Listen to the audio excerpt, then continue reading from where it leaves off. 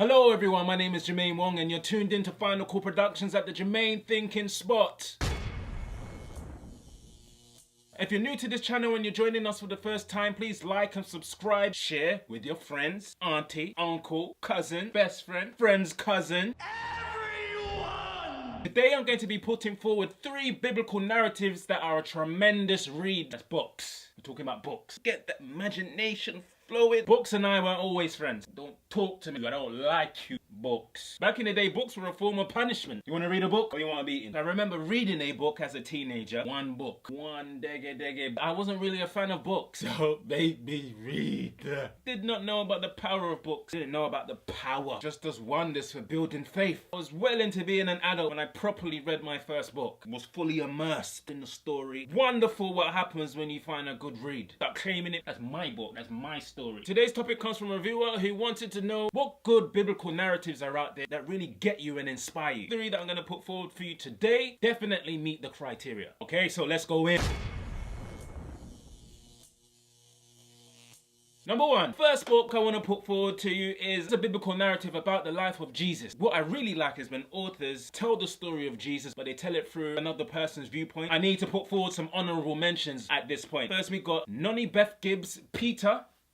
It's the story of Jesus through Peter's perspective, but told through the eyes of some angels. My favorite biblical narrative about the life of Christ is a book called James, the brother of Jesus, authored by Trudy J. Morgan Cole. Tells the story of Jesus, but through the perspective of James's brother. Now, could you imagine growing up in the same family of Jesus? In every aspect, Jesus is a tough act to follow. Even though the Bible is largely silent on Jesus' early years, Trudy J. Morgan Cole tells the story of Jesus growing up. James absolutely can't stand his little brother, the golden child. He's always getting overlooked because of the specialness of Jesus. It tells the story through his eyes and how he comes to grip with Jesus' lifestyle and how he goes against all the customs and the norms. Jesus would not follow the norms of the day, but Trudy J. Morgan does. She explores that relationship and she keeps it biblical. There are certain things that needs to happen on the journey. When it happens, you're just like, oh, you see what she did? Oh, powerful. James, the brother of Christ. Number 2, this is not so much a biblical narrative. It's a modern day allegory about a young man's relationship with Christ. Authored by Della Loretto, and it's called The Race. I had this book in my library for about a year before I touched it. Sometimes that's how it is. Sometimes you don't choose the book. Sometimes the book chooses you.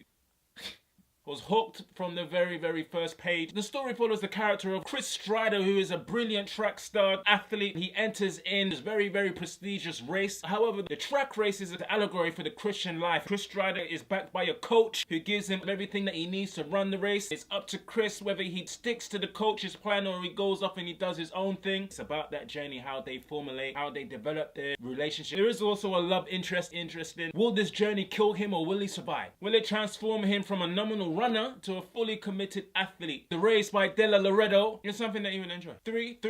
Third book is a biblical narrative. I must say, this is my favorite Christian author. Her name is Terry L. Fivash. The book is called David Book 1.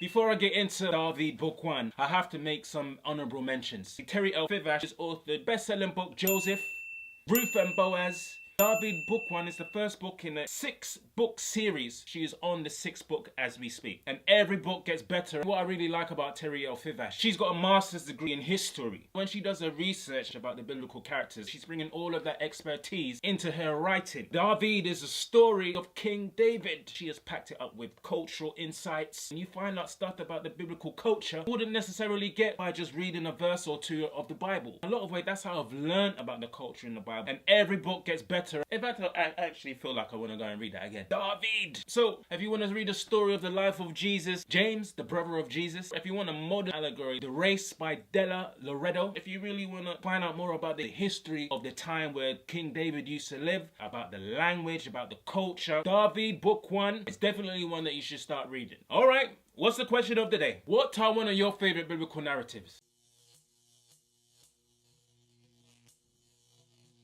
Leave your comments in the section below. My name is Jermaine Wong. You've been tuned into Final Call Productions. If you like today's Germane Thinkin spot, please like, subscribe and share. Follow us on social media. And until next time, take care.